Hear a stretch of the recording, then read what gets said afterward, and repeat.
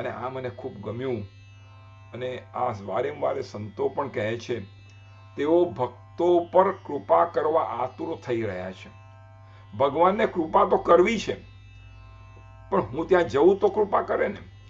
એમને તો મને એમની કૃપાનો વરસાદ વરસાવો છે, પણ હું મારું પાત્ર અને મારી યોગ્યતા કરીને એમની પાસે જઉં ને મારું પાત્ર ધરું, તો એ પાત્રમાં મને એમની કૃપાનો પ્રસાદ વરસાવે ને.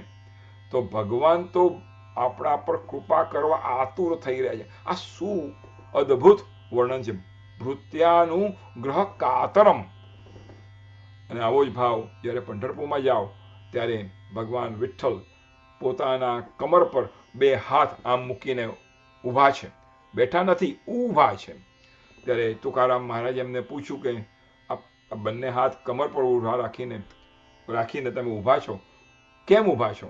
કે હું મારા ભક્તની રાહ જોઈ રહ્યો છું, કમર પર હાથ મૂકીને, કે ક્યારે આવે અને હું એમને આલિંગન આપું અને મારી કૃપાનો વરસાદ એમની પર વરસાવું. પણ આપણે જઈએ તો વરસે ને.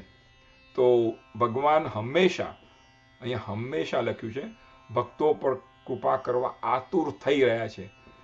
હું એક ડગલું ચાલું તો ભગવાન મારી તરફ 10 ડગલા ચાલવા તૈયાર છે, પણ પહેલું મારું ડગલું તો હોવું જોઈએ ને.